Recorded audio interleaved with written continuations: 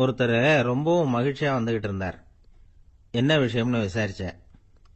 நான் தோத்து போயிட்டேன், அதுதான் மனசுக்கு மகிழ்ச்சியா இருக்கு அப்படின்னார். எனக்கு இது ரொம்ப ஆச்சரியமா போச்சு. இந்த உலகத்துல தோத்து போறவங்க யாரும் மகிழ்ச்சியா இருக்கிறது இல்ல. அப்படி இருக்கிறப்ப இவர் இப்படி சொல்றாரே, எங்க தோத்து போனீங்கன்னு கேட்டேன். அதுக்கப்புறம் தான் அவர் விவரமா சொன்னார். என்னோட 5 வயசு குழந்தையோட நான் விளையாடிக்கிட்டு இருந்தேன். அந்த விளையாட்டுல என் குழந்தை ஜெயிச்சுட்டுது, நான் தோத்து போயிட்டேன் அப்படின்னார் ரொம்ப உற்சாகமா. நான் யோசிச்சு பார்த்தேன். அதாவது நாம சின்ன குழந்தையா இருக்கிறப்போ எந்த விளையாட்டுல கலந்துக்கிட்டாலும் அதுல நாம தான் ஜெயிக்கணும்னு ஒரு வெறி நமக்குள்ள இருக்கும். நம்மளை எதிர்த்து விளையாடுறவர் நல்லவரா கெட்டவரா, பெரியவரா சின்னவரா அப்படிங்கறதெல்லாம் முக்கியம் கிடையாது. அவர் தோத்து போகணும், நாம ஜெயிக்கணும், அதுதான் முக்கியம். எதிரியை சந்தோஷப்படுத்த விளையாடுகிற கலை அப்ப நமக்கு தெரியறதில்ல. வாழ்க்கையில ஒரு பக்குவம் வந்ததுக்கு அப்புறம் வெற்றி பெறணுங்கிற மன அழுத்தம் போயிடுது. போட்டியில ஜெயிக்கணுங்கிறத விட குழந்தைய சந்தோஷப்படுத்தணுங்கிறது முக்கியமா போச்சு. ஜெயிக்கணுங்கிற வெறி ஓடி போட்டுது. ஒரு குழந்தையா இருந்தப்போ நம்ம வளர்ச்சிக்கு உதவிய வெறி பெரியவனானதுக்கு பிறகு நமக்கு எதிரியா மாறுது. அதை சரியான சமயத்துல நாம புரிஞ்சுக்கிட்டோம்னா போதும், நாம பொழைச்சிக்கலாம். ஒவ்வொரு மனுஷனுமே வாழ்க்கையோட அடுத்த கட்ட வளர்ச்சியில அடி எடுத்து வைக்கிற நேரத்துல தன்கிட்ட இருந்து ஏதோ ஒரு குணத்தை அல்லது தன் குணம் இருந்த ஏதோ ஒரு உறவை நாம இழக்கத்தான் வேண்டி இருக்குது. ஒரு கட்டம் வரைக்கும் உதவியா இருந்த குணம் அடுத்த கட்டத்துக்கு தடையா கூட மாறிடலாம். இந்த பரிமாண மாற்றத்துக்கு உள்ளாகிற ஒவ்வொருத்தரும் பிரத்யட்சமா இதை உணர்றாங்க. ஆனா பல பேர் எப்படின்னா பழச திறந்துட்டு புதிய கொள்கைகளை உருவாக்கிக்கிறதுக்கு இஷ்டம் இல்லாம இருந்துடுறாங்க, அல்லது அப்படி செய்ய முடியாம தவிக்கிறாங்க. இதையெல்லாம் மீறி அந்த பழச திறந்துட்டா அதை இழந்ததால உண்டாகிற மன அழுத்தம் சில காலத்துக்கு வருத்திக்கிட்டு தான் இருக்கும், வேற வழி இல்லை. ஆரோக்கியமான ஒரு முன்னேற்றத்துக்காக அந்த மன அழுத்தத்தை தாங்கிக்கத்தான் வேணும் அப்படிங்கிறாரு அந்த உலக புகழ்பெற்ற மேதை ஒருத்தர், இந்த ஸ்காட் பெக் அப்படிங்கிறவர். பிறந்த நாள் முதல் இதுதான் சரி அப்படின்னு கற்பிக்கப்பட்டு வந்த ஒவ்வொரு தத்துவத்தையும் தங்களுடைய வளர்ச்சிக்கு தகுந்த மாதிரி மாற்றி அர்த்தப்படுத்தி கொள்ள முடியாமல் வாழ்க்கை சூழல்ல அப்படியே அரைப்பட்டு தூளாகிறவர்கள் தான் ரொம்ப தவிக்கிறாங்களாம். இதுதான் அவருடைய கருத்து. பெரும்பாலும் மனிதர்களுடைய நடுத்தர வயசுல, அதாவது 30 தாண்டுகிற சமயத்துல தான் இந்த தவிப்பு உண்டாவுதான். இததான் மேற்கத்திய நாடுகள்ல அடிக்கடி மிட் லைஃப் கிரைசிஸ் அப்படின்னு சொல்றாங்க. அப்பப்போ பழசையெல்லாம் தொலைச்சு விட்டு புதுசா பிறக்கிறதுக்கு கத்துக்கணும். ஒவ்வொரு நிமிஷத்தையும் அந்த நிமிஷத்துக்கு ஏற்ற சித்தாந்தம் கொண்டவர்களாக சந்திப்போம் அப்படிங்கிறார் அந்த உளவியல் நிபுணர். இப்படி பழகிக்கிட்டா வாழ்க்கை இன்பமயம், இல்லைன்னா தவிப்பு மயம்தான். பழச தொலைக்க முடியாதவர்கள்ல எத்தனையோ பேர் உண்டு, எத்தனையோ ரகம் உண்டு. அதுல வேடிக்கையான நண்பர்களும் உண்டு. ஒருத்தர் நண்பர் வீட்டுக்கு போனார். அவரு ஏதோ இனிப்பு பலகாரம் கொடுத்து சாப்பிட சொல்லியிருக்கிறாங்க அவங்க வீட்டுல. இவர் சாப்பிட்டு பார்த்துட்டு சொன்னாராம், சார் 6 மாசத்துக்கு முன்னாடி ஒரு தடவை இங்க வந்தேன், அப்போ ஒரு இனிப்பு பலகாரம் கொடுத்தீங்க, அது இதை விட நல்லா இருந்தது சார் அப்படின்னாராம். அப்ப செஞ்ச அதே இனிப்பு பலகாரம் தான் சார் இதுவும் அப்படின்னாராம் அவர்.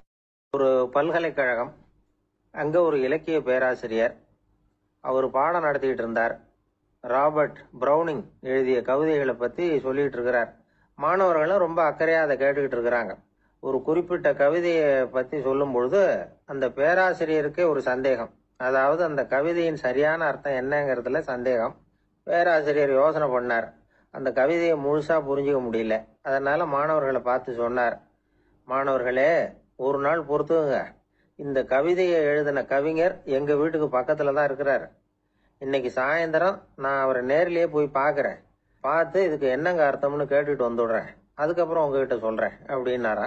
அன்னைக்கு சாயந்தரமே அந்த பேராசிரியர் கவிஞரை தேடிட்டு போயிட்டார். கவிஞர் அவங்க வீட்டுல அவர் பாட்டு உட்காந்துருந்தாராம்.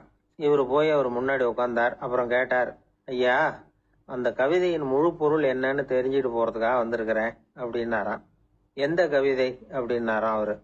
இவர் அந்த கவிதையை சொல்லியிருக்கார். கவிஞர் கொஞ்சம் யோசனை பண்ணிவிட்டு அப்புறம் சொன்னாராம், பேராசிரியரே, நீங்க கொஞ்சம் தாமதமா வந்துட்டீங்கன்னாராம். இவருக்கு ஒன்றும் புரியல. நீங்க என்ன சொல்றீங்க, நான் தாமதமா வந்துட்டேன்னா?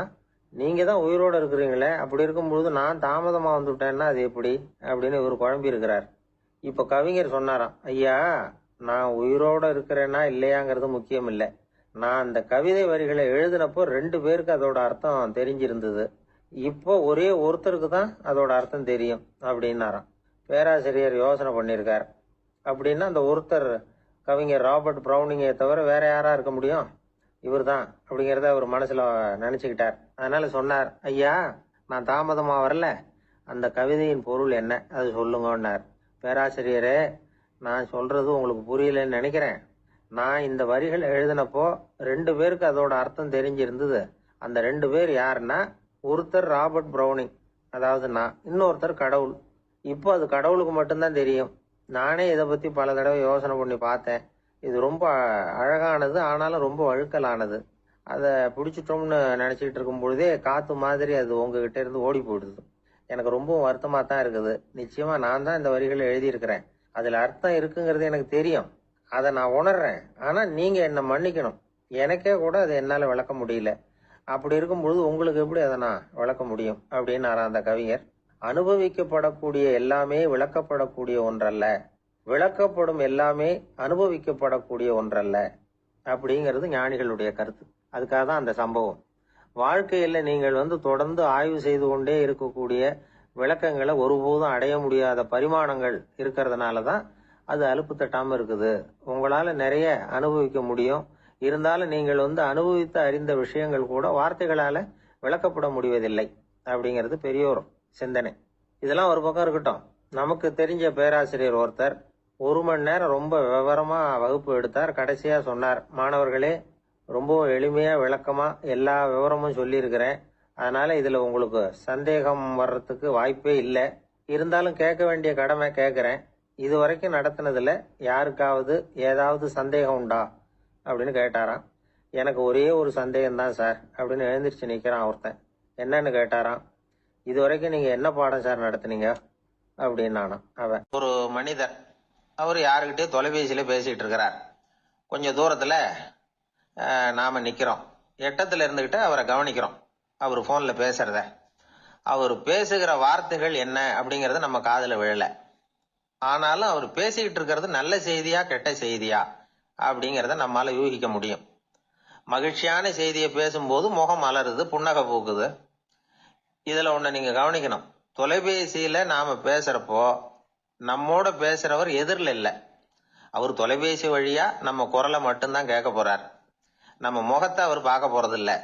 அப்படி இருந்தும் அப்ப நம்ம முகம் ஏன் மலரணும் அப்படின்னா, இதுதான் உடல் மொழி, பாடி லாங்குவேஜ் அப்படின்னு சொல்றாங்க. நம்ம அறியாமலேயே நம்ம உடம்பு செய்திகளை தெரிவிக்குது பாருங்க, அதுதான் உடல் மொழி.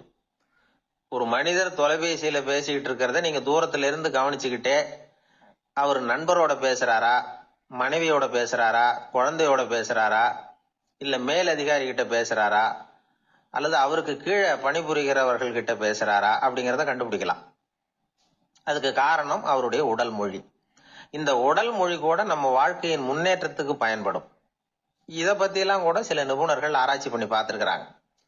அவங்க சில விவரங்களை சொல்றாங்க. குறிப்பா ஒருத்தர் தன்னுடைய நாற்காலியில கிட்டத்தட்ட படுத்துக்காத குறையா உட்கார்ந்து இருக்கிறாருன்னு வச்சுக்கோங்க.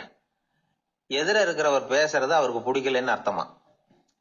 தலையை சொரிஞ்சுக்கிறது, வேற வேற திசைகள்ல பாக்குறது, கொட்டாவி விடுறது, கால்களை மாத்தி போட்டு உட்கார்றது, களைப்பா கை விரல்களை அப்படியே பின்னிக்கிறது, அடிக்கடி கடிகாரத்தை பாக்குறது, இப்படிலாம் ஒருத்தர் பண்ணிட்டு இருக்கிறாருன்னா நாம கூடிய சீக்கிரம் அந்த இடத்த விட்டு எழுந்திரிச்சு வந்துடுறது நல்லது. ஏன்னா இதெல்லாம் அவருடைய சலிப்பு, சோர்வு, ஆர்வமின்மை, இதுக்கு அடையாளங்கள். நம்முடைய பேச்சு அவரை சலிப்படைய வச்சுட்டதுன்னு அர்த்தம். அவர் ரொம்பவும் சோர்ந்து போயிட்டாருன்னு பொருள். நம்முடைய பேச்சில் அவருக்கு ஆர்வம் இல்லைன்னு அர்த்தம்.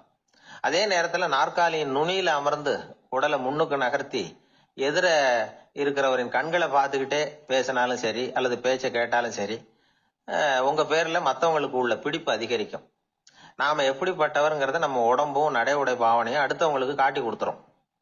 உங்க உடம்பு, உங்க பார்வை, நடை, உட்கார்ற விதம், இதை வச்சுக்கிட்டே நீங்க பொறுப்புள்ளவரா, முரடரா, அலட்சியமானவரா, மரியாதை தெரிஞ்சவரா, அடக்கமானவரா, நம்பிக்கைக்கு உரியவரா, நாணயம் இல்லாதவரா, பயந்தவரா, திறமசாலியா, அப்பாவியா அப்படிங்கறதெல்லாம் கண்டுபிடிச்சிடலாம். அதனால இந்த உடல் மொழியை புரிஞ்சுக்கிட்டு நம்மளை கொஞ்சம் சரிப்படுத்திக்கிட்டோம்னா வாழ்க்கையில சுலபமா பல காரியங்களை சாதிக்க முடியும். ஒரு மனநல மருத்துவமனை, அங்க ஒருத்தர் ஒரு நாற்காலியில உட்காந்துக்கிட்டு கார் ஓட்டுறது மாதிரி அப்படி பாவனை பண்ணிட்டு இருந்தார். ஸ்டியரிங்கை திருப்புறது மாதிரி, பின்னாடி வர்ற வண்டியை நிக்க சொல்றது மாதிரி, அப்புறம் இவர் ஒதுங்கிக்கிட்டு அவருக்கு வழி விடுறது மாதிரி இப்படிலாம் சேட்டைகள் பண்ணிட்டு இருந்தார் மனநல மருத்துவமனையில. இத பார்த்துக்கிட்டு இருந்த ஒருத்தர் பக்கத்துல இருந்த இன்னொருத்தர்கிட்ட கேட்டார், இவர் ஏன் இப்படி பண்றாரு, இவருக்கு ஏன் அப்படி வந்தது நிலைமை அப்படின்னு சொல்லி அவர் விசாரிச்சார். அப்ப அவர் விவரம் சொன்னார். வேற ஒண்ணும் இல்லைங்க, இவருக்கு கார் ஓட்டணும்னு ஆசை ரொம்ப காலமா, அது நிறைவேறாம போயிட்டுது. அதுக்கப்புறம் அவர் மனநோயாளியா மாறிட்டார். இங்க அழைச்சிட்டு வந்தாங்க. இங்க அழைச்சிட்டு வந்ததுல இருந்து அப்படிதான் பண்ணிட்டு இருக்கிறார். அப்ப கார் ஓட்டுறது மாதிரிலாம் பாவனை பண்ணிட்டு இருப்பார், திருப்புறது மாதிரி பண்ணுவார், பின்னாடி வர்றவங்களுக்கு இடம் விடுவார், இப்படிலாம் செய்யறார் அப்படின்னு விவரம் சொன்னாங்க. நீங்க சொல்லப்படாதா, இப்ப நீங்க கார் ஓட்டல, வெறும் நாற்காலியில தான் உட்கார்ந்து இருக்கிறீங்க அப்படின்னு நீங்க சொல்லப்படாதா அவருக்கு அப்படின்னு கேட்டாங்க. அது முடியாதுங்க, ஏன்னா அந்த காரை கழுவுறதுக்காக அவர் தினமும் எனக்கு 10 ரூபா கொடுத்துக்கிட்டு இருக்கிறார் அப்படின்னாராம் அங்க வேலை செஞ்சுக்கிட்டு இருந்த ஒருத்தர். அதனால வாழ்க்கையில நாம இந்த உடல் மொழியை புரிஞ்சுக்கணும். உடல் மொழிங்கிறது இப்ப ஆரம்பத்துல சொன்னது மாதிரி அந்த தொலைபேசியில பேசுறவங்கள தூரத்துல இருந்து பார்த்தாவே அவர் யாருகிட்ட பேசுறாரு என்ன பேசுறாருன்னு தெரியும். நம்ம முகத்தை நல்லா வச்சுக்கணும். உடல் மொழிய நம்ம புரிஞ்சுக்கிட்டு பயன்படுத்த ஆரம்பிச்சோம்னா எந்த முயற்சி பண்ணினாலும் அதுல வெற்றி நிற்கும். ஒரு வயசான அம்மா தெரு வழியா போயிட்டு இருந்தாங்க. அவங்க கையில எண்ணத்தையோ வச்சுக்கிட்டு அதை அடிக்கடி பார்த்துக்கிட்டே இருந்தாங்க. ஒருத்தன் மெதுவா அவங்க கிட்ட போய் கையில் இருக்கிறது என்ன அப்படின்னு எட்டி பார்த்தா அவங்க கையில 4 பல்லு இருந்துதான். இவன் ஆச்சரியமா அந்த அம்மாவை பார்த்தான். ஏம்மா, உனக்கு என்ன பைத்தியமா, ஏது இந்த பல்லு, இதை என்னத்துக்காக கையில வச்சுக்கிட்டு அலைஞ்சிக்கிட்டு இருக்கிற அப்படின்னு கேட்டிருக்கான். அதுக்கு அந்த அம்மா விவரம் சொல்ல ஆரம்பிச்சாங்களாம். இதை பாருப்பா, எனக்கு ஒரு மகன் இருந்தான், அவனை ரொம்ப செல்லமா வளர்த்தேன். அவனை தரையிலேயே நடக்க விடுறதில்ல, எப்பவும் தூக்கி வச்சுக்கிட்டு இருப்பேன். அவன் நல்லா பெரியவனாகி பள்ளிக்கூடம் போறப்ப கூட அவன் புஸ்தக மூட்டையை நான் தான் சுமந்துக்கிட்டு போவேன். பார்க்குறவங்க கூட கேலி பண்ணுவாங்க, ஏம்மா படிக்க போகிறது நீயா உன் பிள்ளையான்னு கேட்பாங்க. அவன் இன்னைக்கு எவ்வளவோ பெரிய மனுஷன் ஆயிட்டான், வெளிநாட்டில் பெரிய உத்தியோகத்தில் இருக்கான். சமீபத்தில் இங்கே வந்துட்டு போனான். ஒரு நாள் ஏதோ கோபத்தில் என்ன அரைஞ்சுட்டான். அப்போ இந்த 4 பல்லும் கீழே விழுந்துட்டுது. இன்னமும் கூட விழுந்திருக்கும், ஆனால் பல்லு தான் இல்லை. என் புள்ள அரைஞ்சதுனால விழுந்த பல்லு இல்லையா அது, அதனால இதை எப்பவும் என் கையிலேயே வச்சுக்கிட்டு ஆசையோடு பார்த்துக்கிட்டு இருக்கிறேன். அவன் தான் வெளிநாட்டுக்கு போட்டான், அவனை பார்க்க முடியாத ஏக்கத்தை நான் இந்த பல்லை பார்த்து போக்கிக்கிறேன் அப்படின்னு நாங்களாம் அந்த அம்மா. இந்த கதை எதுக்காகன்னா, தாய் அன்பு அப்படிங்கிறது எப்படிப்பட்டதுங்கிறத புரிஞ்சுக்கிறதுக்காக. கல்யாணம் ஆனதுக்கு அப்புறம் தாயை மறந்து விடுறவங்க எத்தனை பேர் இந்த உலகத்தில், அவங்க காதில் வேணுங்கிறதுக்காக தான் இந்த தகவல். ஆனால் ஒரு விஷயம் மட்டும் நல்லா புரிஞ்சுக்கணும், தாயை மதிக்க தெரிஞ்சவங்க தான் இன்னைக்கு வாழ்க்கையில் எல்லா விதத்துலேயும் முன்னுக்கு வந்திருக்கிறாங்க. வேணும்னா விசாரித்து பார்த்துக்குங்க. இன்னொரு அம்மா இருந்தாங்க. அவங்க தினமும் ஒரு கோயிலுக்கு வருவாங்க. சாமியை பார்த்து, கடவுளே நான் இறந்து போனால் நரகத்துக்கு போகணும் அப்படின்னு வேண்டிக்குவாங்களாம். எல்லாரும் சொர்க்கத்துக்கு போகணும்னு தானே கடவுள்கிட்ட வேண்டிக்குவாங்க. இந்த அம்மா தினம் நான் நரகத்துக்கு போகணும் அப்படின்னு வேண்டிக்கிறாங்க. அங்கேருந்து அர்ச்சகருக்கு இது சந்தேகம். ஒரு நாள் அதை நேரடியாகவே அவங்ககிட்ட கேட்டுவிட்டார். அதுக்கு அந்த அம்மா பதில் சொன்னாங்களாம், ஐயா, எனக்கு கல்யாணம் ஆகி ரொம்ப நாள் வரைக்கும் குழந்தை பாக்கியம் இல்லாமல் இருந்தது. கோயில் குளம் எல்லாம் சுற்றி வந்தேன். ரொம்ப நாள் கழித்து ஒரு குழந்தை பிறந்தது, ஆண் குழந்தை. அவனை நான் ரொம்ப செல்லம் கொடுத்து வளர்த்தேன். அதோட விளைவு என்ன ஆச்சுன்னா, அவன் ரொம்ப மோசமாக ஆயிட்டான். கெட்ட பழக்க வழக்கம்லாம் கற்றுக்கிட்டான். அவன் இறந்து போனால் நிச்சயம் அவனுக்கு நரகம்தான் கிடைக்கும். அந்த அளவுக்கு கெட்டவன் அவன். அப்படிப்பட்ட காரியங்கள்லாம் பண்ணிகிட்டு இருக்கான், எனக்கு தெரியும். இவனுக்காக நரகத்தில் கூட யாரும் தயவு காட்ட மாட்டாங்க, தாட்சண்யம் காட்ட மாட்டாங்க. அதனால் இவனுக்கு முந்தி நான் இறந்து நரகத்துக்கு போயிட்டா அங்கே இவனை கவனிச்சிக்கலாமே, இவனுக்கு பணிவிடை செய்யலாமேன்னு பார்க்குறேன் அப்படின்னு நாங்களாம். அதனால தான் நான் நரகத்துக்கு போகணும்னு தினம் ஆண்டவனை வேண்டிகிட்டு இருக்கிறேன் அப்படின்னு கண்கலங்கி அந்த அம்மா சொன்னாங்களாம். அதுதான் தாய் உள்ளம்ங்கிறது. தாயின் பெருமையை சரியாக உணர்ந்துட்டா அவங்களுக்கு எப்பவும் எந்த கஷ்டமும் வராது. இது ஏதோ உபதேசத்துக்காக சொல்கிற வார்த்தை இல்லை, உண்மையான வார்த்தை. இந்த விவரத்தையெல்லாம் நண்பர் ஒருத்தர்கிட்ட சொல்லிக்கிட்டு இருந்தேன். அவர் கொஞ்ச நாள் கழித்து என்னை தேடி வந்தார். அவர் கையிலேயும் 4 பல்லு வச்சுருந்தார். என்னங்க ஆச்சு, ஏதுங்க இந்த பல்லு அப்படின்னு விசாரித்தோம். உங்கள் உபதேசத்தை கேட்டுட்டு இந்த உலகத்தில் எல்லாரையும் தாயாக நினைக்க ஆரம்பிச்சிட்டேன். ஒரு அம்மாவை கடத்தரில் பார்த்து தாயேன்னு கூப்பிட்டேன். அவங்க உடனே பலார்னு என்னை அரைஞ்சிட்டாங்க, பல்லு விழுந்துட்டுது. அதை தான் பொறுக்கி எடுத்துக்கிட்டு நேராக உங்களை தேடி வந்துக்கிட்டு இருக்கிறேன்னார். தாயேன்னு தானே கூப்பிட்டீங்க, அதுக்கு ஏன் அரைஞ்சாங்க அப்படின்னு கேட்டோம். நான் தாயேன்னு கூப்பிட்டது அவங்க காதில் நாயேன்னு விழுந்துட்டு தான். அதுதான் இப்படி ஆயிட்டுது அப்படின்னார். என்ன சார் உங்கள் பையன் என்ன செஞ்சுக்கிட்டு இருக்கிறான் இப்போ அப்படின்னு கேட்டார் ஒருத்தர். அடிக்கடி கண்ணாடி முன்னாடி நின்று அழகு பார்த்துக்கிட்டு இருக்கிறான் சார் அப்படின்னாரு அப்பா. இளம் பருவம் இப்படிதான் இருக்கும், அதையெல்லாம் சாதாரணமாக நினச்சிடாதீங்க அப்படின்னாரு அவரு. என்ன சார் சொல்கிறீங்க, கண்ணாடி முன்னாடி நின்றுக்கிட்டு நேரத்தை வீணாக்கிக்கிட்டு இருக்கான், அதை ஒரு பெரிய விஷயமா நான் நினைக்கணுமா அப்படின்னாரு இவர். இளம் பருவத்தில் இளைஞர்களுக்கும் சின்ன பொண்ணுங்களுக்கும் அடிக்கடி கண்ணாடியில் பார்க்கணும்னு தோணும். அது வெறுமனே அழகு பார்க்கறது மட்டும் இல்லை, அவங்க தங்களையே தேடி கண்டுபிடிக்கிற ஒரு முயற்சி அது. இது ஒரு மனோதத்துவ விளைவு. இது வரைக்கும் சின்ன பிள்ளையா இருந்துட்டோம், இனிமேல் நாமளும் மற்றவங்க மாதிரி மனிதர்கள் தான் அப்படிங்கிற உணர்வு அவங்களுக்கு வருது.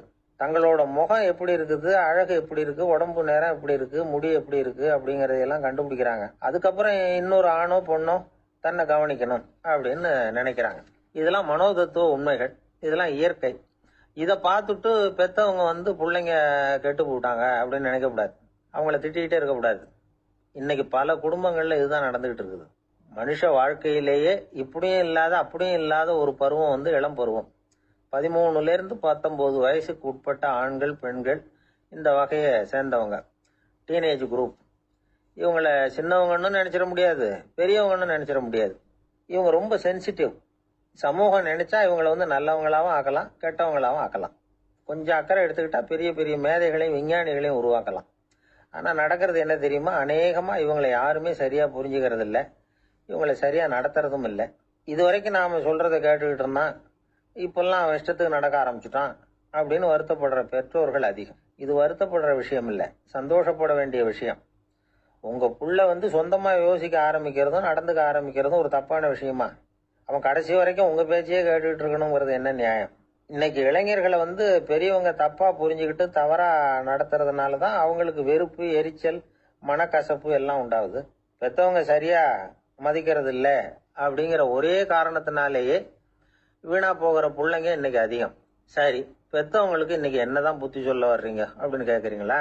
நாம எதையும் சொல்ல வரல, ஆனா அது சம்பந்தமான சில நிபுணர்கள் சொல்லி இருக்கிறத உங்க காதுல போட்டு வைக்கலாம். அது என்னன்னா, பிள்ளைங்க கிட்ட அன்பு செலுத்துங்க. குழந்தையா இருந்தப்போ எவ்வளவு பாசமா இருந்தீங்க, வளர வளர அதை ஏன் குறைச்சிக்கிறீங்க? பெற்றவங்களின் அன்பான வார்த்தைகளுக்கு ஏங்குறவங்க தான் இன்றைய இளைஞர்கள். அவங்க எதை சொன்னாலும் அதை அக்கறையா காது கொடுத்து கேளுங்க, அலட்சியப்படுத்தாதீங்க. அவங்க விரும்புறது உங்ககிட்ட இருந்து ஒரு மதிப்பு, மரியாதை, அங்கீகாரம், இவ்வளவுதான். அவங்க அவங்களாவே முடிவுகள் எடுக்கட்டும், அதுக்கு நீங்க உதவியா இருங்க, அது போதும். மற்றவங்க முன்னாடி, முக்கியமா அவங்க நண்பர்கள் முன்னாடி அவங்கள பத்தி மட்டமா பேசாதீங்க. அவங்க கிட்ட பொய் சொல்லக்கூடாது. நீங்க சொன்னது பொய்ன்னு தெரிஞ்சு போச்சுன்னா உங்க பேர்ல அவங்களுக்கு இருக்கிற மதிப்பு போயிடும், நம்பிக்கை போயிடும். அவங்களுக்கு முன்னாடி நீங்க சண்டை போடக்கூடாது. உங்க பிள்ளைய எப்பவும் இன்னொரு பிள்ளையோட ஒப்பிட்டு பேசுற வேலையே வேணாம். கூட பிறந்த மற்றவங்களோட கூட ஒப்பிடக்கூடாது. இப்படி செஞ்சா அவன் உங்ககிட்டயும் பிரியமா இருக்க மாட்டான், அவங்க கிட்டயும் பிரியமா இருக்க மாட்டான். புள்ள எங்க போறான், என்ன பண்றான் அப்படின்னு எல்லாம் துப்பறிஞ்சுக்கிட்டு இருக்கக்கூடாது. இளைஞர்கள் தனிமையை விரும்புறவங்க. அவங்கள பொட்டியில வச்சு மூடி பாதுகாக்கணும்னு நினைக்கக்கூடாது. அவங்கள எப்படி பாதுகாக்கிறது அப்படிங்கறது அவங்களுக்கே தெரியும். உங்க புள்ள எப்படி நடந்துக்கணும்னு நீங்க எதிர்பார்க்கறீங்களோ அது மாதிரி நீங்க நடந்து காட்டுங்க, அது போதும். ஒரு வீட்டுல அப்பாவும் அம்மாவும் பேசிக்கிட்டு இருக்கிறாங்க. என்னங்க, நம்ம பொண்ணு பெரியவளாயிட்டா, அடிக்கடி கண்ணாடி முன்னாடி போய் நின்றுகிட்டு இருக்கிறா, சீக்கிரமா ஒரு பையனை பார்த்து கல்யாணத்தை முடிக்காம இப்படி மசன்னு கல்லு மாதிரி உட்காந்துருக்கிறீங்களே அப்படின்னு சத்தம் போட்டாங்க அந்த அம்மா. அவசரப்படாத, பாக்குறதுக்கு கண்ணுக்கு அழகா லட்சணமா புத்திசாலியா ஒரு பையன் கிடைக்க வேணாமா, அதுதான் பார்த்துக்கிட்டு இருக்கிறேன் அப்படின்னாரு அப்பா. இதுக்கு அந்த அம்மா சொல்றாங்க, எங்க அப்பா இப்படி எல்லாம் நினைச்சுக்கிட்டு இருந்திருந்தா எனக்கு கல்யாணமே ஆயிருக்காது தெரியுமா அப்படின்னாங்களாம். ஊருக்கு வெளியில அமைதியான ஒரு இடம், அங்க ஒரு ஆசிரமம், அங்க ஒரு சாமியார். அவர் தினமும் நல்ல போதனைகள்லாம் செய்வார். பல பேர் போய் அங்கேயே சில நாள் தங்கி இருந்து அவர் சொல்ற அறிவுரைகளை எல்லாம் கேட்டுக்கிட்டு வர்றது வழக்கம். ஒரு தடவை அவரை பார்த்துட்டு போறதுக்காக 3 வெளியூர் தம்பதிகள் வந்தாங்களாம். அந்த மடத்திலேயே சாப்பிட்டுக்கிட்டு தங்கி இருந்து அவங்களுடைய போதனைகளை கேட்டுக்கிட்டு போகணுங்கிறது அவங்க நோக்கம். காலையில குளிச்சுட்டு பூஜையில உட்கார்ந்தார் அந்த சுவாமி. இவங்களும் குளிச்சுட்டு அந்த பூஜையை பார்க்கறதுக்காக அவர் முன்னாடி உட்கார்ந்தாங்க. பூஜை ஆரம்பமாச்சு. சம்பிரதாயப்படி அது ரொம்ப நேரம் நடந்துகிட்டே இருக்குது. இவங்களுக்கு நல்ல பசி இருந்தாலும் இந்த நேரத்தில் அதை எப்படி வெளியில் காட்டிக்கிறது? பேசாமல் இருந்தாங்க. அந்த சுவாமி பூஜையை முடித்தார். அதுக்கப்புறம் பேச ஆரம்பித்தார். பேச்சு அருமையாக தான் இருந்தது, அமிர்தமாக தான் இருந்தது. இருந்தாலும் இவங்களுக்கு இருக்கிற வயிற்று பசி அது சரியாக கவனிக்க விடலை.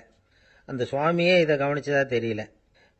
இவங்களுக்கு மனசுக்குள்ள ஒரு எண்ணம், உள்ள சாப்பாடு தயாராகிட்டு இருக்கும் போல இருக்கு, இந்த பேச்சு முடிஞ்சது நம்மளை உள்ள அழைச்சிட்டு போய் சாப்பாடு போடுவாங்கன்னு நினைக்கிறோம் அப்படின்னு இவங்களாம் நினச்சிக்கிட்டாங்க. ஆனால் சுவாமி இதை பற்றி எதுவுமே பேசலை, கண்டுக்கல. ஒரு அம்மாவால் அதுக்கு மேலே சும்மா இருக்க முடியுமா? முடியல. சாப்பாட்டை கவனிக்கலாமா அப்படின்னு சொல்லி மெதுவாக ஆரம்பித்தாங்க. ஓ கவனிக்கலாமே அப்படின்னு உள்ளே அழைச்சிட்டு போனார் சுவாமி. இவங்க ரொம்ப அவசரமாக எழுந்திருச்சு உள்ளே ஓடினாங்க. அங்கே ஒரு மேஜை மேலே ஒரு கிண்ணம் மூடி இருந்தது. ஓ இதுதான் சாப்பாட்டு மேஜை போல இருக்கு, இங்கே சாப்பாடு வந்துடும் அப்படின்னு நினச்சாங்க. உடனே போய் சுற்றி உட்காந்துக்கிட்டாங்க. சுவாமி அந்த கிண்ணத்தை எடுத்து அந்த அம்மா கிட்ட கொடுத்தார். அவங்க அதை வாங்கி மூடியை திறந்து பார்க்குறாங்க. உள்ளே ஒரு சாவி இருக்குது. ஓ சரிதான், இது சமையலறை சாவி போல இருக்கு, அங்கே போய் அதை திறந்து சாப்பாட்டை நாமே எடுத்துக்கிட்டு வந்து இங்கே வச்சுக்கிட்டு சாப்பிடணும் போல இருக்கு அப்படின்னு நினச்சாங்க. சாவி இருக்கு இல்லையா, வாங்க பூட்டு நிறையா காட்டுறேன் அப்படின்னு சுவாமி அவங்கள அழைச்சிட்டு போனார், காட்டினார். இவங்க அந்த அறையை ரொம்ப அவளோட திறந்தாங்க. உள்ளே பார்த்தா அங்கே அரிசி, பருப்பு, விதவிதமான காய்கறி எல்லாம் இருக்குது.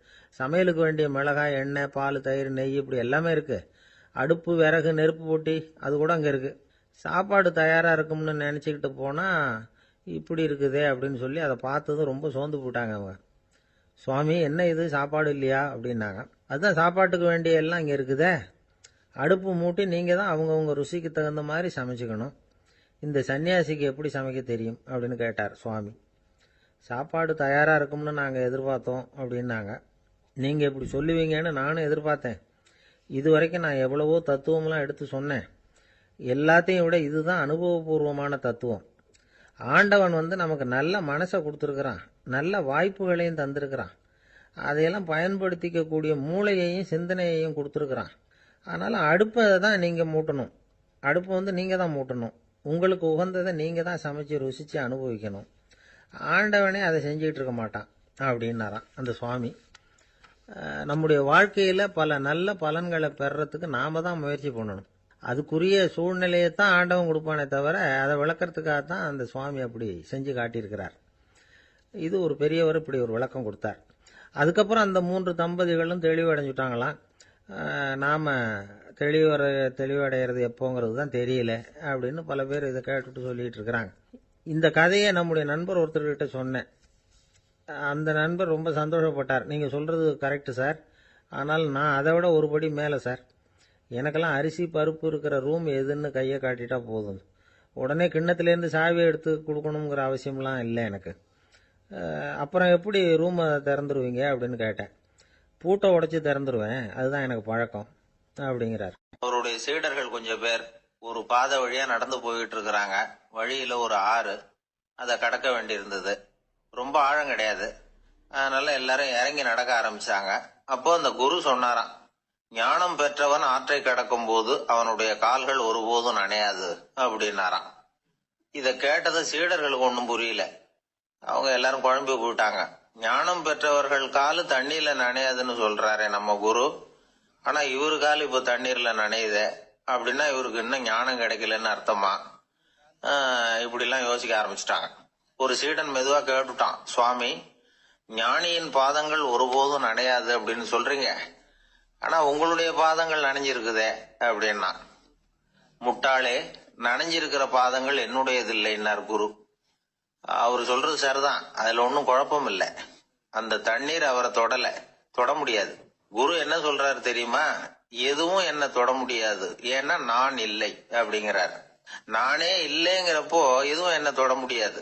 இந்த கால் என்னுடையதுங்கிற நினைப்பு இருந்தா தானே தண்ணீர் அதை தொடர்றது எனக்கு தெரியும். நீங்க ஒரு குருவோட தொடர்பு கொள்ளுகிற போது ஒன்னு ஞாபகத்துல வச்சுக்கணும், அவர் யாராகவும் இல்லாத ஒருத்தர், அதாவது நோபடி. நீங்க தொடர்பு கொள்றது ஒரு ஸ்தூல பொருளோட அல்ல, ஒரு தோற்றத்தோட மட்டுமே.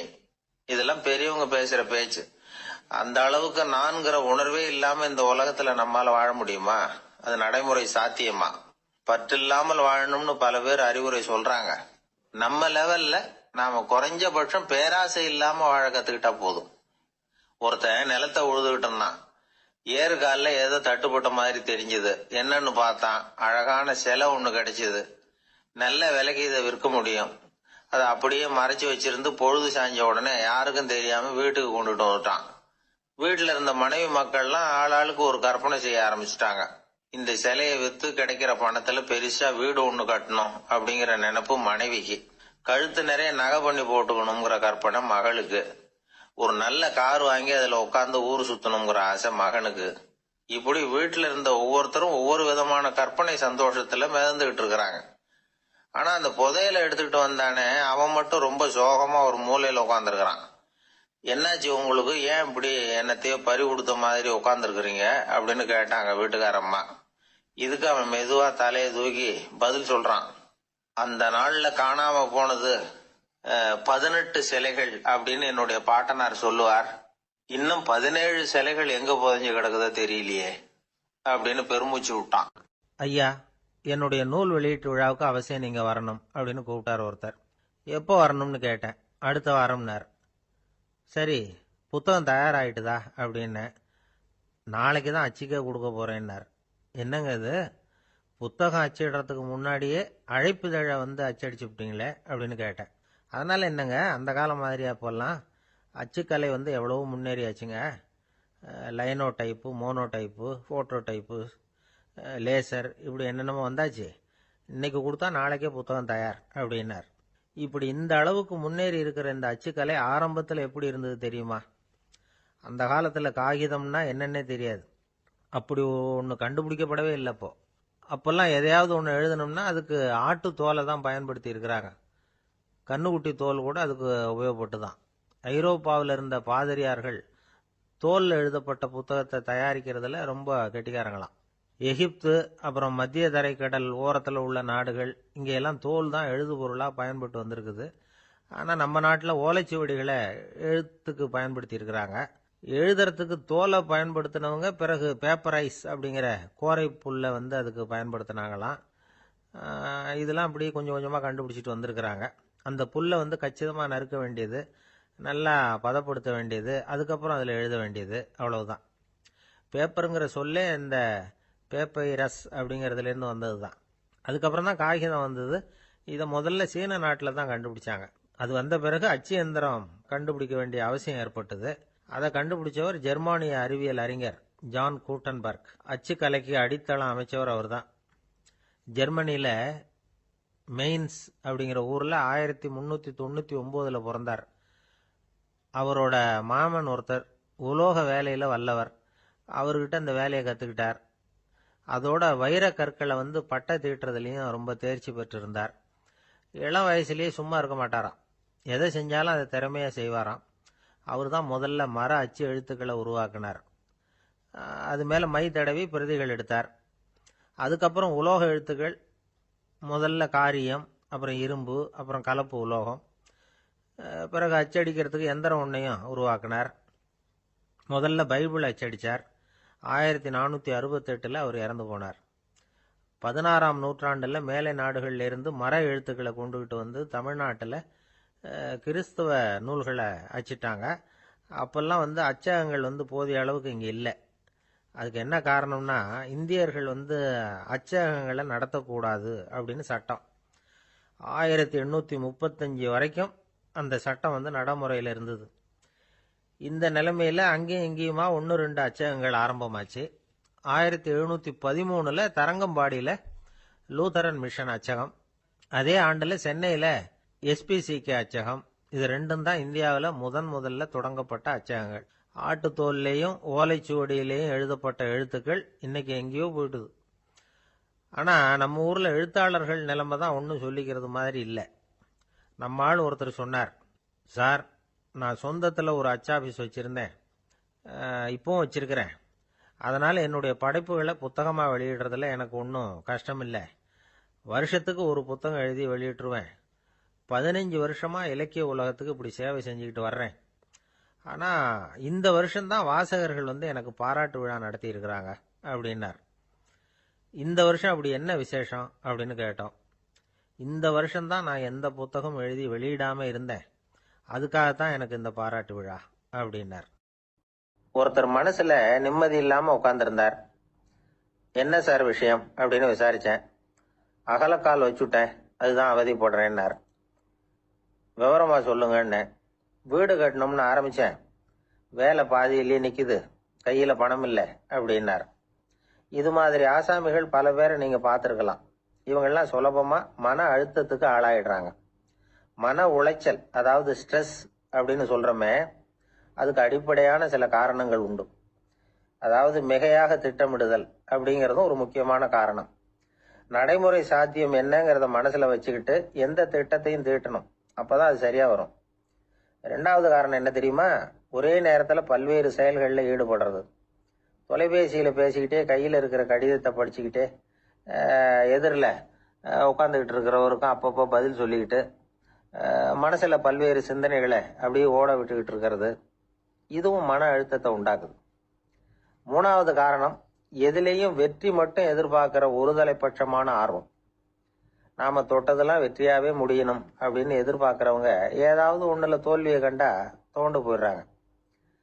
எப்படியும் முடியலாம்ங்கிற எண்ணம் ஏற்கனவே நமக்குள்ள இருந்துட்டுதுன்னா அந்த அவஸ்தை வராது. அதனால அதுவும் நம்ம வளர்த்து கொள்ள வேண்டிய ஒரு குணம். மன உளைச்சல் ஏற்படுறதுக்கு இன்னொரு காரணம், எதையும் வேகமா செஞ்சுடணும் அப்படிங்கிற துடிப்பு. அந்த துடிப்பே மனசை அழுத்த ஆரம்பிச்சிடும். எந்த ஒரு காரியத்திலையும் தாமதமோ இடையூறோ ஏற்பட்டா அதை பொறுத்துக்கிற மனப்போக்கம் வேணும். அது இல்லாதவங்க அழுத்தத்துக்கு ஆளாயிடுறாங்க. சில பேர் வேலைன்னு எந்த நேரம் பார்த்தாலும் வேலையே கதின்னு கிடப்பாங்க.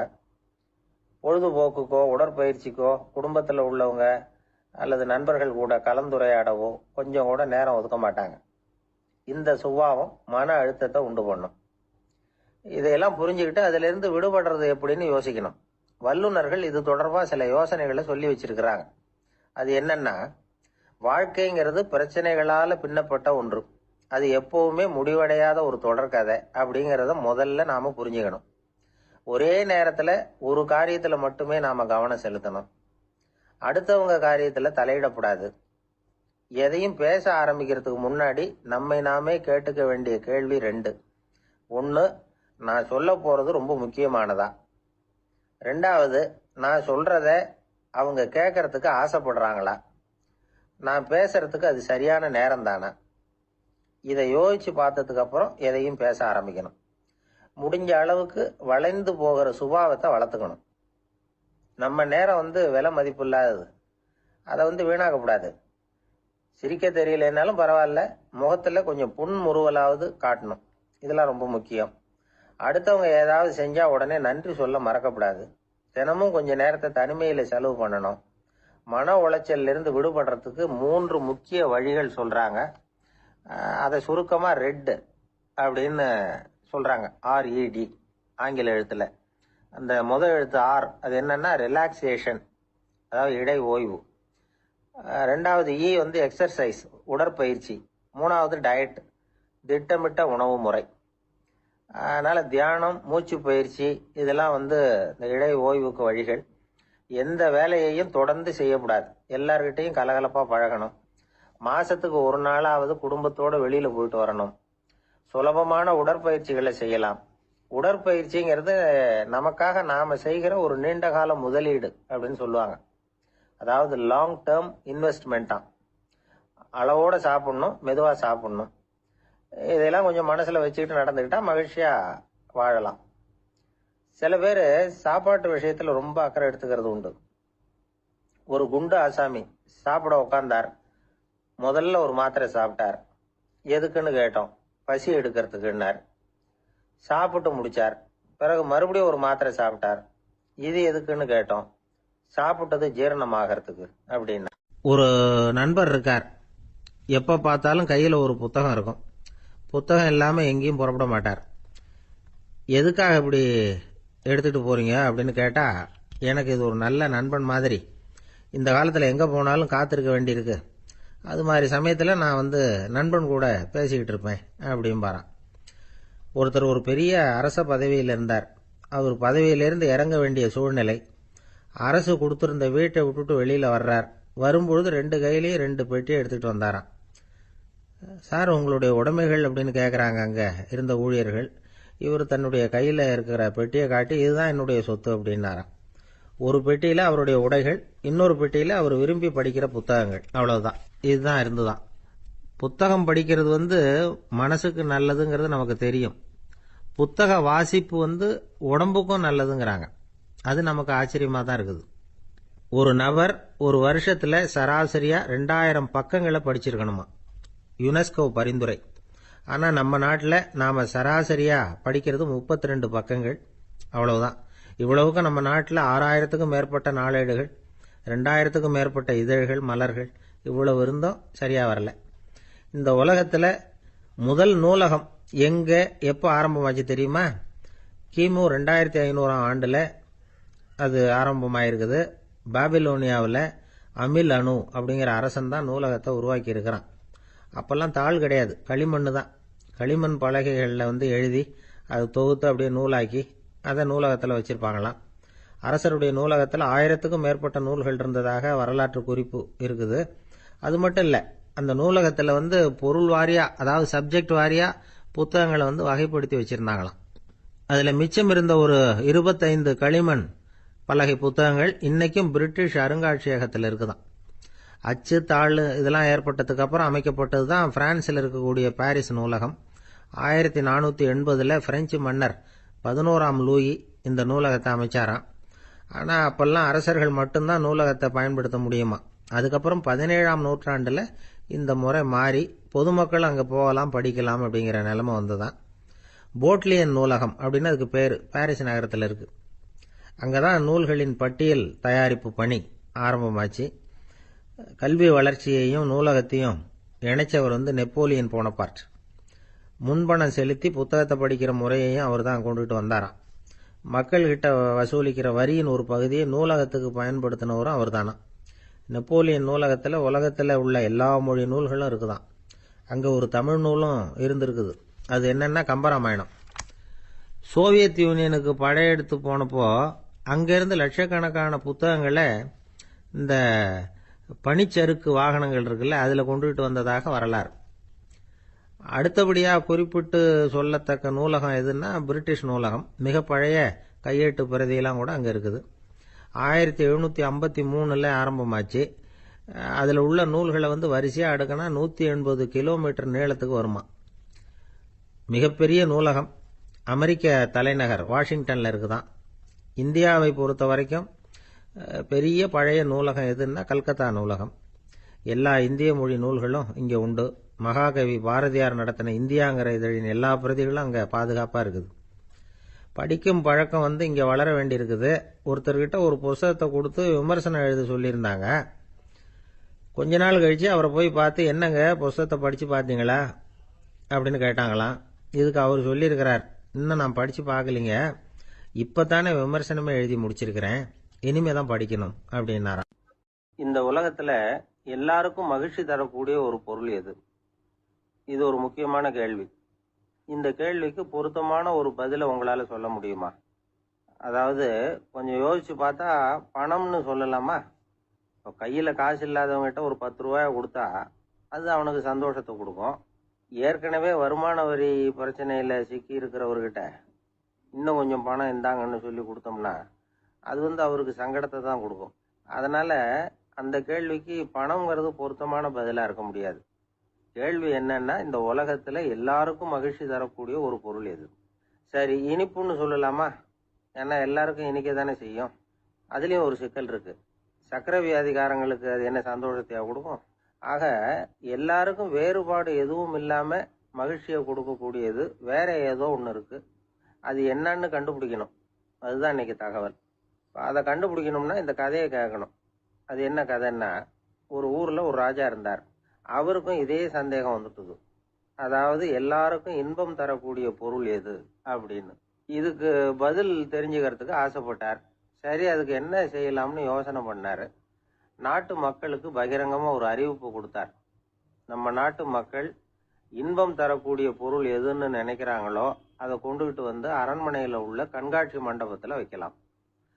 அப்படி அவங்க வைக்கிற பொருள்கள்ல எது எல்லாருக்கும் இன்பம் தரக்கூடியதா இருக்குமோ அதை வச்சவருக்கு 1000 பொற்காசுகள் பரிசு அப்படின்னு அறிவிப்பு கொடுத்துட்டார். ஜனங்கள் இந்த அறிவிப்பை கேட்டாங்க. அதுக்கப்புறம் சும்மா இருப்பாங்களா? 1000 பொற்காசுன்னா சும்மாவா? அவங்க கையில் என்னென்ன கிடைச்சதோ அதையெல்லாம் கொண்டாந்து அரண்மனை காட்சி மண்டபத்தில் வச்சுட்டாங்க. அதுக்கப்புறமா ராஜா அங்கே வந்தார். ஒவ்வொன்றா பார்த்துக்கிட்டே வந்தார். முதல்ல ஒரு குயில் இருந்தது, இனிமையா பாடக்கூடிய குயில். இந்த குயிலோட இன்னிசை எல்லாருக்கும் இன்பம் தரக்கூடியது தான். இருந்தாலும் காது கேட்காதவங்களுக்கு இந்த இசை எப்படி இன்பம் தர முடியும்? அதனால இது சரியில்லைன்னு விட்டார். அடுத்தபடியா போனாரு. அங்க என்ன வச்சிருக்கிறாங்கன்னு பார்த்தா ஒரு அழகான மயில் அங்க தோகை விரிச்சு ஆடிக்கிட்டு இருக்குது.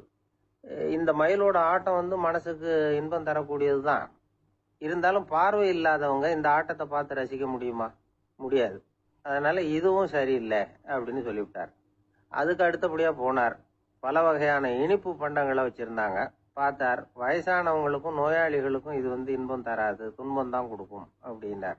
இப்படி ஒவ்வொன்றா பார்த்துக்கிட்டே போறார். அழகான மலர்கள், கனிகள், ஓவியங்கள் எதுவுமே பொருத்தமா தெரியல. சகல பேருக்கும் இன்பம் தரக்கூடிய வகையில எதுவும் இல்லை. கடைசியா வந்தாரு. அங்க ஒரு களிமண் பொம்மை இருந்தது. அது என்ன பொம்மை தெரியுமா? பசியால வாடி இருக்கிற ஒருத்தருக்கு ஒரு அம்மா இனிமையா பேசிக்கிட்டு சோறு போடுறது மாதிரி அந்த பொம்மையை செஞ்சிருந்தாங்க. அதுக்கு கீழே அன்பு அப்படின்னு எழுதியிருந்துதான். ராஜா பளிச்சுன்னு ஒரு முடிவுக்கு வந்தார். அந்த பொம்மையை செஞ்ச சிற்பியை வரவழைச்சார், பரிசு கொடுத்தார். அன்பு ஒண்ணுதான் எல்லாருக்கும் இன்பம் அளிக்கக்கூடிய பொருள். காது கேட்காதவங்களும் அதை கேட்க முடியும், பார்வை இல்லாதவங்களும் அதை பார்க்க முடியும், குழந்தைகளும் அதை உணர முடியும் அப்படின்னு அதுக்கு விளக்கம் கொடுத்தார் அந்த மன்னர். இந்த உலகத்துல எல்லாருக்கும் மகிழ்ச்சி தரக்கூடிய ஒரு பொருள் அன்பு தான். அதை புரிஞ்சுக்கிட்டு தான் சில கணவன்மார்கள் மனைவி பேர்ல ரொம்ப அன்பை காட்டிக்கிறது வழக்கம். ஒரு வீட்டு வாசப்படி பக்கமா மழைக்கு ஒதுங்கினார் ஒருத்தர். மழை தூரிக்கிட்டு இருந்தது, இருட்டு நேரம். அந்த வீட்டுல இருந்தவர், இன்னைக்கு ராத்திரி வேணும்னா இங்கேயே தங்கிட்டு காலையில போங்க அப்படின்னார். உடனே இவரு சொன்னார், ரொம்ப நன்றிங்க, ஒரு 10 நிமிஷத்துல ஏதோ வந்துடுறேன் அப்படின்னு சொல்லிவிட்டு எங்கேயோ ஓடினார். 10 நிமிஷம் கழிச்சு திரும்பி வந்தார். ஆமா, எங்க போயிட்டு வந்தீங்கன்னு கேட்டார் வீட்டுல இருந்தவர். நேரா எங்க வீட்டுக்கு போய் மனைவி கிட்ட இன்னைக்கு ராத்திரி இங்கேயே தங்கிக்கிறேன்னு சொல்லிவிட்டு வந்துட்டேன் அப்படின்னார் அவர். அன்புல இது ஒரு ரகம். இயேசுநாதர்கிட்ட ஒருத்தர் கேட்டாராம், இயேசுவே என்னை எவ்வளவு நேசிக்கிறீர்கள் அப்படின்னு. அவர் தன்னுடைய 2 கைகளையும் அகல விரித்து இவ்வளவு என்று சொல்லி சிலுவையில் உயிர் நீத்தார் அப்படின்னு சொல்லுவாங்க. அதாவது அந்த நேசிப்புக்கு எல்லை கிடையாது, அதே போல மன்னிப்புக்கும் எல்லை கிடையாது. இது இயேசுநாதர் சொல்லி கொடுத்த ஒரு பாடம். இயேசுனுடைய சீடர்கள்ல ஒருத்தன் பீட்டர், அவன் ஒரு நாள் இயேசுநாதர்கிட்ட கேட்டிருக்கான், இயேசுவே நான் என்னுடைய தம்பி கிட்ட அடிக்கடி சண்டை போட்டுக்கிட்டு இருக்கிறேன், என்னுடைய சகோதரன் கூட, அவனை நான் எத்தனை தடவை மன்னிக்கிறது? ஏற்கனவே 7 தடவை அவனை மன்னிச்சுட்டேன் அப்படின்னு சொல்லியிருக்கிறான். அப்போ இயேசு சொன்னாராம், மன்னிக்கிறதுக்கு எத்தனை தடவைங்கிற கணக்கெல்லாம் கிடையாது. எத்தனை தடவை உன்னுடைய சகோதரன் உன்னை கோபப்படுத்துகிறானோ அத்தனை தடவை நீ மன்னிக்கிறதுக்கும் தயாரா இருக்கணும், அதுதான் அப்படின்னு சொன்னாராம். அப்போ இவனுக்கு ஒன்றும் புரியல, இது என்ன அவன் தப்பு பண்ணிக்கிட்டே இருப்பான், நாம மன்னிச்சுக்கிட்டே இருக்கிறதா அப்படிங்கிறது மாதிரி குழப்பமா இருந்திருக்கிறான். அப்போ இயேசுநாதர் தன்னுடைய சீடன் பீட்டர்கிட்ட ஒரு கதை சொன்னாராம். அந்த கதை இன்றைக்கு நாம எல்லாரும் சிந்தித்து பார்க்க வேண்டிய ஒரு கதை. அதாவது மன்னிப்பை விரும்புகிறவர்கள் மன்னிக்கவும் தயாராக இருக்க வேண்டும் அப்படிங்கிறது தான் அந்த கதையினுடைய தத்துவம். அந்த இயேசுநாதர் சொன்ன கதை என்னன்னா, ஒரு மன்னர் இருந்தார். அவர் ஒரு நாள் அரண்மனையில் உட்காந்து கணக்கு வழக்குகள்லாம் பார்த்துக்கிட்டு இருந்தார். நம்ம அரண்மனையிலிருந்து யார் யார் அரசாங்க கடன் வாங்கியிருக்கிறாங்க, யார் யார் திருப்பி செலுத்தி இருக்கிறாங்க அப்படிங்கிற விவரத்தையெல்லாம் பார்த்துக்கிட்டு இருந்தார். அப்போதான் புரிஞ்சுது, அந்த அரண்மனையில் வேலை செய்கிற ஒருத்தனே அரசாங்க கடன் வாங்கியிருக்கிறான். எவ்வளவு? 10,000 பொற்காசுகள் வாங்கியிருக்கான் கடன்.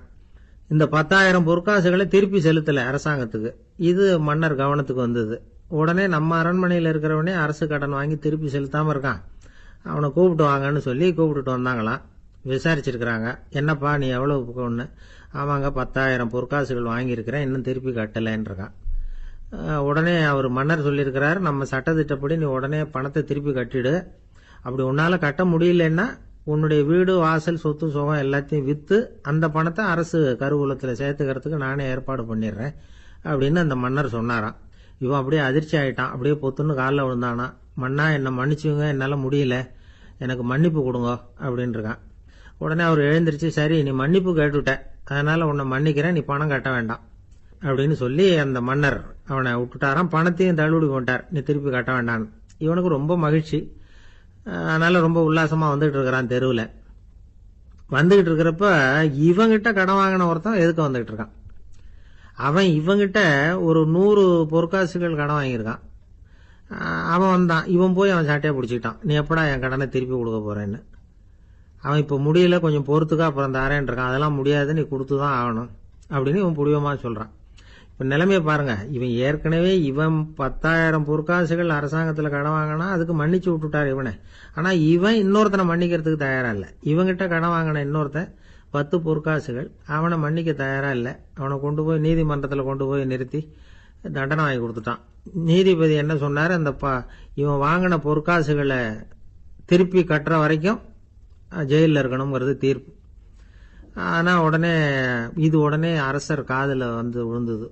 சொல்லிட்டாங்க, உங்ககிட்ட மன்னிப்பு வாங்கிட்டு போனானே ஒருத்தன், அவன் இன்னொருத்தனை மன்னிக்கிறதுக்கு தயாரா இல்ல, அவனை கொண்டு போய் ஜெயிலில் அடைச்சுட்டான் அப்படின்னு. உடனே மன்னர் பார்த்தார், இவனை மறுபடியும் கூப்பிட்டு வர சொன்னார். தபாரப்பா, நான் உன்னை மன்னிச்சு விட்டேன், ஆனா நீ இன்னொருத்தனை மன்னிக்கிறதுக்கு தயாரா இல்ல, அதனால என்னுடைய தீர்ப்பையும் மாத்துறேன், நீயும் அரசு கடன் தீர்ற வரைக்கும் ஜெயில தான் இருக்கணும் அப்படின்னு சொல்லி ஜெயிலுக்கு அனுப்பிச்சுட்டாராம். இப்படி ஒரு கதையை இயேசுநாதர் தன்னுடைய சீடருக்கு சொன்னதாக ஒரு வரலாறு. அது என்ன, அதுல இருந்து நாம புரிந்து கொள்ள வேண்டியதுன்னா, நாம மன்னிக்கப்படணும்னு நாம விரும்புறோம்னா நாம இன்னொருத்தரை மன்னிக்கிறதுக்கு தயாரா இருக்கணும். அதனால நாம இன்னொருத்தரை யாரையும் மன்னிக்க மாட்டோம், ஆனா என்ன இன்னொருத்தர் மன்னிக்கணும் அப்படிங்கறது மாதிரி செய்யக்கூடாதுன்னு சொல்லுவாங்க. அது மாதிரி நாம இப்ப இது தப்பா புரிஞ்சுக்கிறவங்களும் இருக்கிறாங்க. பாவம் மன்னிப்புங்கிறதுலாம் எதுக்குன்னா, அதாவது மறுபடியும் பாவம் செய்யாம இருக்கிறதுக்காக தான். அதான் மன்னிக்கிறாரே அப்படிங்கிறதுக்காக மறுபடியும் பாவம் பண்ணிட்டு இருக்கிறது இல்லை.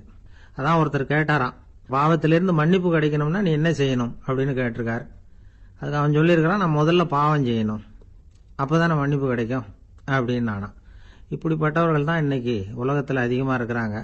அதனால இந்த மன்னிப்பின் மகத்துவம்ங்கிறது இயேசுநாதர்ட்ட இருந்து தான் நாம புரிஞ்சுக்கணும். அந்த இயேசு சொன்ன அந்த மன்னிக்கிற மனோபாவம் இருந்தால் இன்னைக்கு உலகம் பூராவும் அமைதி பூங்காவாக இருக்கும். அதுல ஒன்றும் ஆச்சரியமே இல்லை, அதுல ஒன்றும் சந்தேகமும் இல்லை. அதனால மன்னிக்கிற மனோபாவத்தை நாம எல்லாரும் நமக்குள்ளே வளர்த்து கொள்ள வேண்டும் அப்படிங்கிறது தான் நாம இன்றைக்கு எல்லோரும் சிந்தித்து பார்க்க வேண்டிய ஒரு செய்தி. ஒருத்தர் அவசரமா போய்கிட்டு இருந்தார். எங்க போயிட்டு இருக்கீங்க அப்படின்னு கேட்டார் ஒரு பெரியவர். கடைக்கு போறேன் சார், சாமான் வாங்கறதுக்கு அப்படின்னார். அங்க போறதுக்கு முன்னாடி தெரிஞ்சுக்க வேண்டியதெல்லாம் தெரிஞ்சுக்கிட்டீங்களா அப்படின்னு கேட்டார் பெரியவர். கடைக்கு போய் காசை கொடுத்து ஒரு பொருளை வாங்கிட்டு வரப்போறோம், இதுல தெரிஞ்சுக்க வேண்டியது என்ன இருக்குது அப்படின்னார் அலட்சியமா. இப்ப அந்த பெரியவர் பேச ஆரம்பிச்சார். இந்த உலகத்துல எந்த ஒரு செயல்ல இறங்குறப்பவும் நாம நல்லா ஆலோசனை பண்ண வேண்டிய விஷயம் 5 அப்படின்னார். உதாரணமா, ஒருத்தன் கடைக்கு போய் ஏதோ ஒரு பொருளை வாங்கிட்டு வர போறான்னு வச்சுக்கங்களேன். அப்ப கூட அவன் 5 விஷயங்களை பத்தி தெரிஞ்சுக்க வேண்டியிருக்குது அப்படிங்கிறார் அவர். முதல்ல அந்த பொருள் எப்படிப்பட்டது அப்படிங்கறத தெரிஞ்சுக்கணும். 2வதா தன்னை பத்தியும் தெரிஞ்சுக்கணும். அப்பதான் அந்த பொருள் தனக்கு தேவையா இல்லையா அப்படிங்கறத புரிஞ்சுக்க முடியும். 3வதா தெரிஞ்சுக்க வேண்டியது ஒண்ணு இருக்கு. அது என்னன்னா, அந்த பொருளை அடையறதுக்கு வழி என்ன அப்படிங்கறத தெரிஞ்சுக்கணும். அதாவது எவ்வளவு பணம் கொடுத்தா அது கிடைக்கும், இது மாதிரியான விஷயங்கள். 4வதா அந்த பொருளை அடையறது மூலமா நாம அடையக்கூடிய பயன் என்ன அப்படிங்கறதையும் உணரணும். 5வது அந்த பொருளை அடையறதுல இருக்கக்கூடிய தடை எது அப்படிங்கறதையும் நாம தெரிஞ்சுக்கணும். பெரியவர் பேசுறது ஏதோ தத்துவம் மாதிரி தெரியுது இல்லையா? தத்துவம் தான். அதாவது இப்படி உலகியல் வாழ்க்கையில சின்ன சின்ன விஷயங்கள்லயே நாம 5 விஷயங்களை தெரிஞ்சுக்க வேண்டி இருக்குது. அது ரொம்ப அவசியமா இருக்கு. பேரின்ப நிலைன்னு சொல்றாங்கல்ல, அது மாதிரி பெரிய சமாச்சாரங்கள்லயும் இந்த 5 விஷயங்களை நாம தெரிஞ்சுக்க வேண்டி இருக்குது. அதுக்கு பேர் என்னன்னா அர்த்த பஞ்சகம். வைணவ சமயத்துல அர்த்த பஞ்சகம்ங்கிறது ரொம்ப பெரிய விஷயம். கடைக்கு போறது மாதிரி கடவுளை பார்க்க போறப்போ நாம 5 விஷயங்களை தெரிஞ்சுக்கணுமா. முதல்ல பரம்பொருள் அப்படிங்கிறது என்ன, அதோட தன்மைகள் என்ன, இதை தெரிஞ்சுக்கணும். இதுக்கு பேர் என்னன்னா பரமாத்ம ஸ்வரூபம் அப்படின்னு பேர்.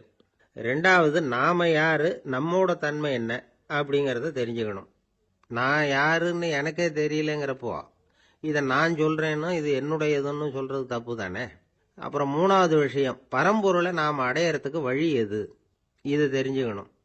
இது உபாய ஸ்வரூபம் அப்படின்னு பேர். 4வது விஷயம், நாம அடைய வேண்டிய பயன்கள் என்ன அப்படிங்கறது தெரிஞ்சுக்கிறது. இதுக்கு புருஷார்த்தம் அப்படின்னு பேர். 5வது அந்த பயனை அடைய விடாமல் தடுக்கிற தடைகள் யாவை அப்படிங்கறத தெரிஞ்சுக்கிறது.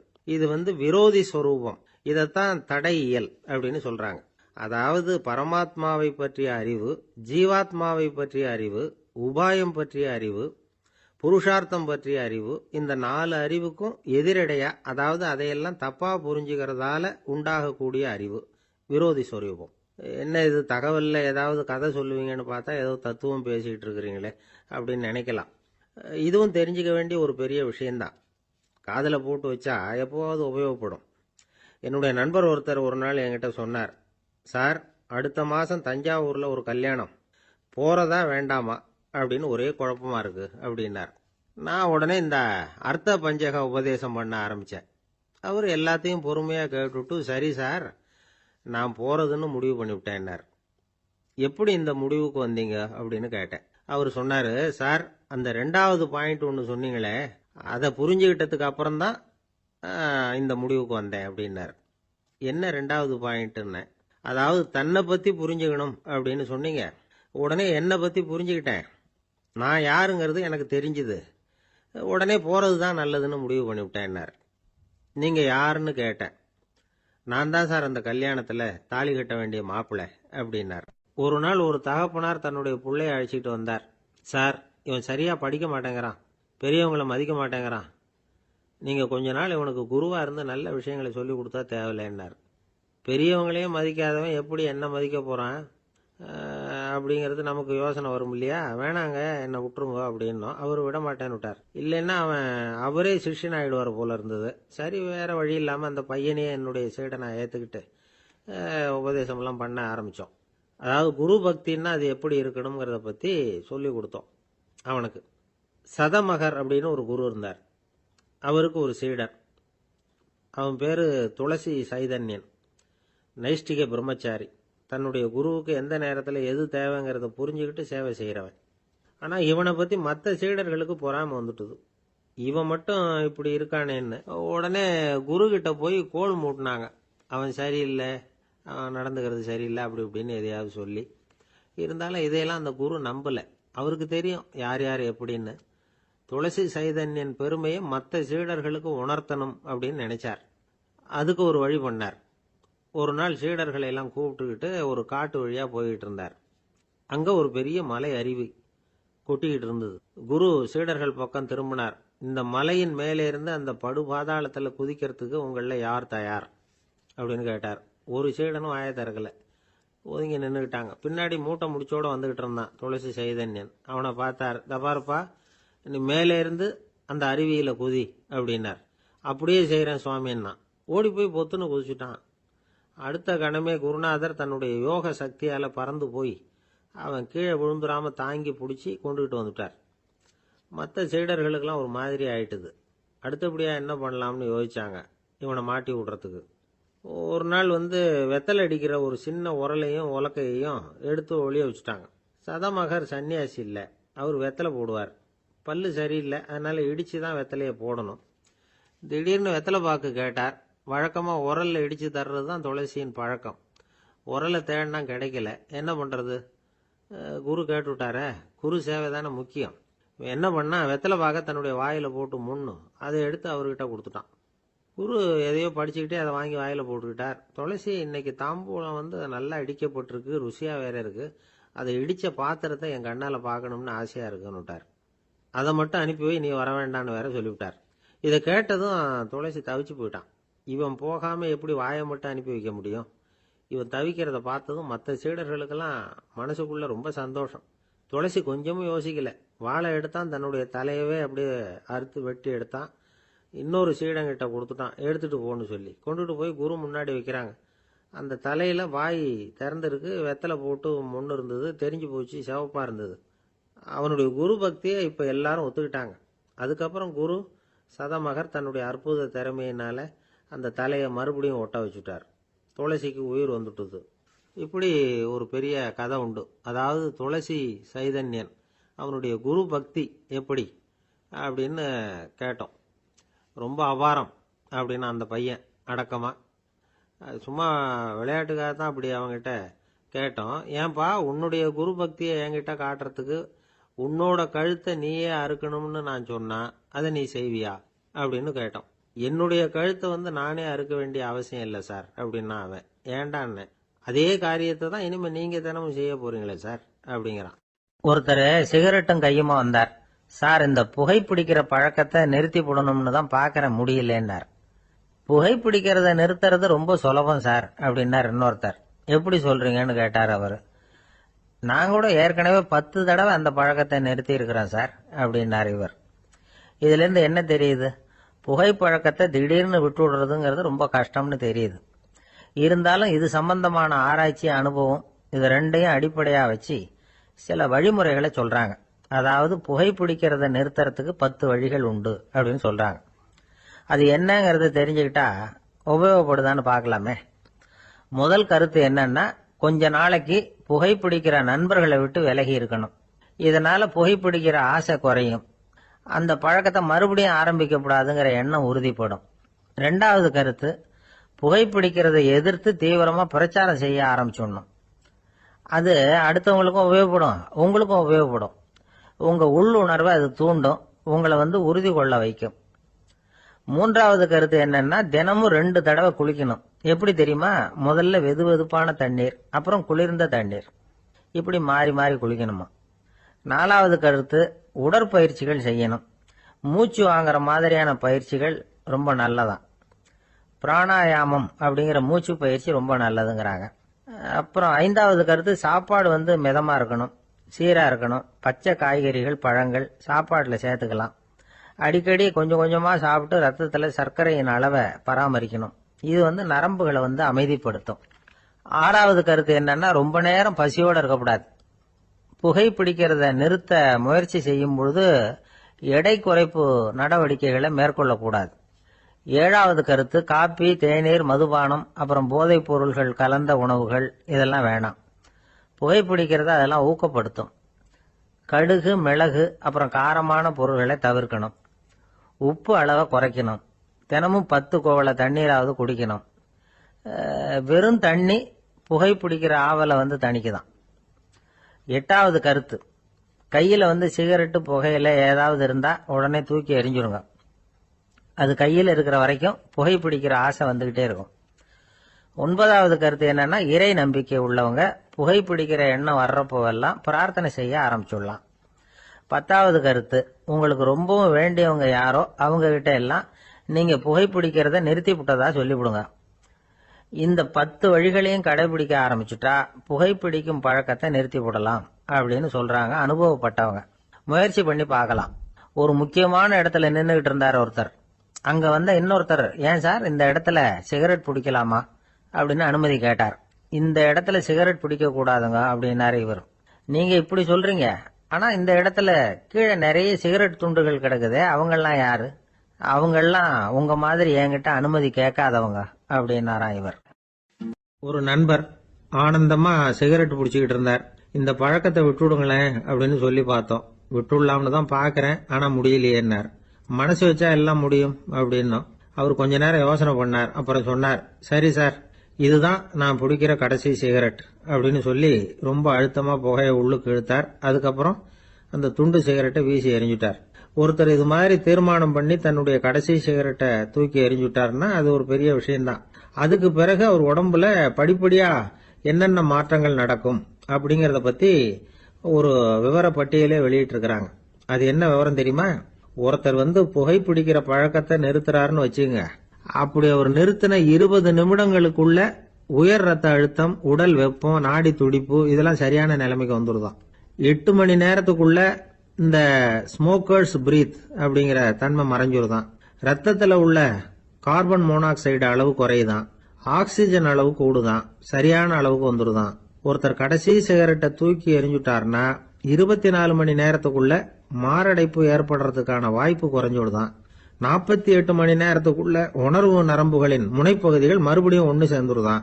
அதனால நாக்கு சுவை உணர்வு, மூக்கின் முகரும் சக்தி இதெல்லாம் வந்து மேம்படுதான். நல்ல நிலைமைக்கு வந்துருதான். சிகரெட்டை நிறுத்தின 3 நாளுக்குள்ள மூச்சு விடுறது சுலபமாயிடுதான். இப்படி அவங்க பட்டியல் நிறைய சொல்றாங்க. 2 அல்லது 3 மாசத்துக்குள்ள என்ன ஆகும் தெரியுமா? ரத்த ஓட்டம் வந்து மேம்படுது, நடக்கிறது சுலபமாயிடுது. நுரையீரல் கொள்ளளவு 30% அதிகரிக்குது. 1 to 9 மாசத்துக்குள்ள சுவாச குறைபாடுகள் நீங்குது.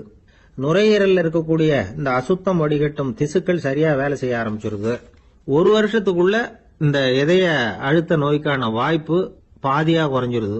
இந்த சிகரெட்டை நிறுத்தின 5 வருஷத்துக்குள்ள ஒரு நாளைக்கு ஒரு பாக்கெட் சிகரெட் பிடிக்கிறவர்கள்ல நுரையீரல் புற்றுநோயினால சாகிறவர்கள் எண்ணிக்கை பாதியா குறைஞ்சிருது. புற்றுநோய் செல்கள் சீரமைக்கப்படுது. ஆக ஒருத்தர் புகைக்கிறத விட்டுணும்னு தீர்மானம் பண்ணி தன் கையில இருக்கிற சிகரெட்டை இதுதான் கடைசின்னு சொல்லி தூக்கி எறிஞ்சுட்டா அதுக்கப்புறம் படிப்படியா இவ்வளவு நன்மைகளும் மாற்றங்களும் ஏற்படுறதாக இந்த அமெரிக்கன் கேன்சர் சொசைட்டி தெரிவிச்சிருக்குது. அதனால புகைப்பழக்கம் உள்ளவங்க இதெல்லாம் கொஞ்சம் யோசிச்சு பார்த்து அந்த பழக்கத்தை விட்டு விடுறது ரொம்ப நல்லது. ஆனா அதையெல்லாம் நாம சொன்னா யாரு கேட்கறாங்க?